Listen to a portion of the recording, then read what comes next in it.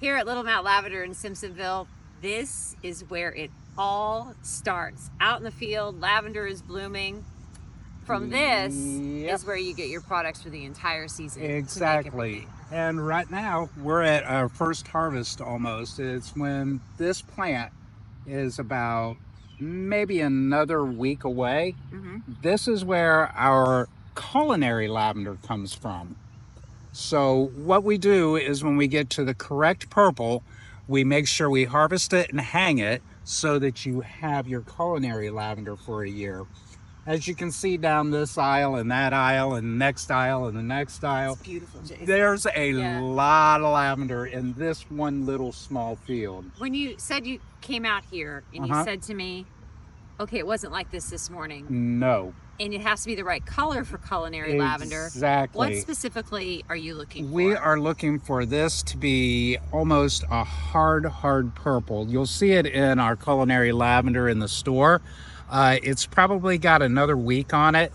And what we look for is some of them have started. This one right here, we're going to pluck it. Okay. So you can that see one, it looks like it's opened up. This one here is exactly perfect. The color is correct. And what we wait for is this bottom set of bud here to start blooming. That'll get plucked off like that. We'll try and clean them up. They do get a light misting so that there is no outside goodies on it, otherwise known as birds. Bugs. Bugs, okay. Bird pee, not. Definitely not. So we do give it a little bit of a wash down. Then it gets hung in a temperature controlled area. For how long? For about 30 days. No light, no UV, no nothing. It's dark, it's on its own, and it's at a 45 to maybe 35, 45 degree humidity point because we want it to dry and we want the color to dry correctly. So that gets put into a bunch, banded together, hung upside down. And you want to know why we hang it upside down? Why? Because this is an oil plant. So when we cut it, if we don't hang it upside down, all the oils go that way. And this makes sure that all that oil goes straight down into that bud. Oh, wow. So that when we do the final work on this, you get that clean culinary bud that you can get here. So I have some plants at home. And say I want to harvest for culinary too. I want to get the most out of the plants that I purchased here. Where would you recommend at home that I hang the flowers? In a dark closet in your basement or your coolest room that you have. A lot of people's pantries are nice and cool. They're made in the kitchen. It's meant to be on a cold wall so you don't have a hot pantry and everything spoils. Down in the basement, down in a garage that might be cool. In a workroom that might be cool, just in the dark. Near an air conditioning vent preferably, and that's the right time of the year. Everybody's house is about 72 to 75, which is great. The humidity stays around 40% in most homes, so you really have optimal conditions in your own home. Just you want it away from UV light, and you do not want it to get moisture on it. So you were looking to dry it just like any other herb. And look, we got a visitor, a bumblebee. Yep. Guys, #1 pollinator also. Bumblebees are becoming extinct, so please don't kill the bumblebees. They're just happy to be first here. line. They're happy to be here. They're all over the place right now, which means we are getting close to that first harvest. Now,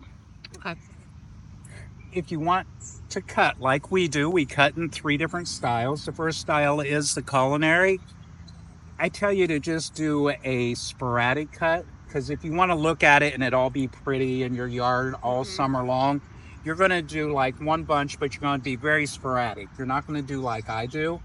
I grab a great big old bunch of it and whack it off because we're looking to make a lot of culinary lavender. I'm not worried about the bush look. I'm worried about our product. Right. But for the most part, when you do that, I'm going to give you a pair of scissors. And the one thing almost every gardener makes the wrong mistake with, not the tools, but cleaning your tools.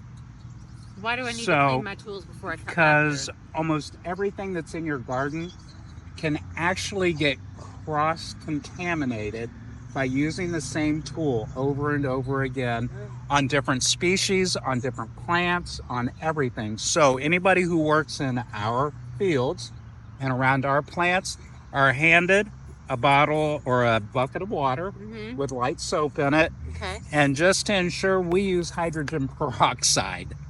We do a little squirt of hydrogen peroxide in it, just like hospitals. Sure. We disinfect our tools. Okay. You stick your scissors. I'm using scissors. These aren't what I usually use to harvest with, but what I use is dangerous and ugly. It's a sickle. That's we're gonna do this. Story. We're gonna dump. Okay. Take your tools out. You're gonna wipe it down as much as you can. None of this is gonna hurt the plant. And then when you go to use it, you can go inside. Now you can use it on this whole plant. It doesn't matter. It's the right plant. And what I was telling you is you find the pieces that you like the best. So for a usual bunch, it's about 60 to 70 pieces. This has about 500 on it, if not more. Wow. This is one single bush here. So you've got a ton of plant matter here. So I'm going to let you have that, seeing we're disinfected our tools. Disinfected our tools. And what you're going to do is how much should I grab at a time? I would say grab 3 or 4 at a time. Okay. That way you don't get a bald spot in your plant. Okay, and then how far down should I cut? All the way down. There you go. Okay. There you go. Look at that. Look at that. That's your first little bit of that. There we go. And then you're going to follow your bush around and just do that little bit of cut off everything. So even if it's this low lying here, which is going to get moist or mown over, you can hit. You try to get down there first? Yeah. So you can get down here to the lower line. Okay. That's too much. There you go. Yeah. Make sure it's ready for you to handle it too. There you go. Go. Look at that.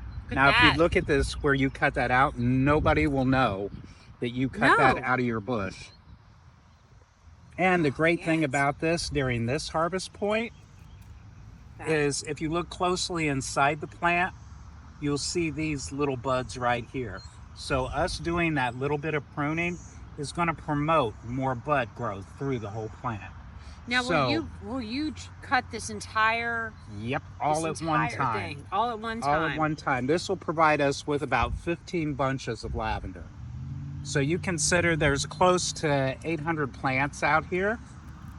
You're getting free labor from me today. Yeah, well, I just wanted to say that. You're going to keep going. Out. Gonna keep me here. Gonna keep me here. All right. There we go. So, question. Here, I'm gonna let you hold the weapon. So say after you've done your drying,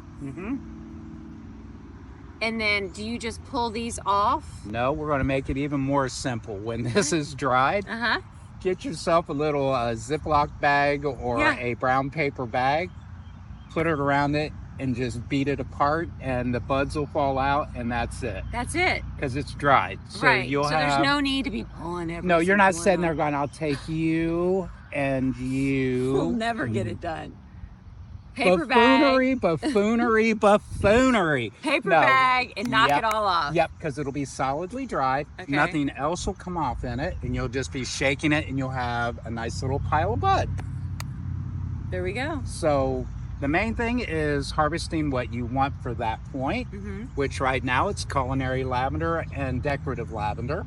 So this one isn't quite right yet, but like I showed him earlier, that one is going to be a beautiful dried ornamental. Like that one where you see everybody go, oh, that's pretty. So it's always so purple.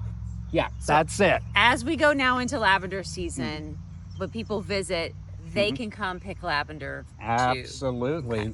Our associates have absolutely no problems bringing you out to the field, handing you clean equipment, because we don't want to kill my plants here. You get clean scissors, a purple band, and you get to do it yourself, or you tell one of my associates and you go pick your bush and they'll cut it for you while you stand there and get a picture of it and whatnot. And there you go. All right, to do all your shopping and plan your visit here to Little Mount Lavender in Simpsonville, Kentucky, just go to littlemountalavender.com.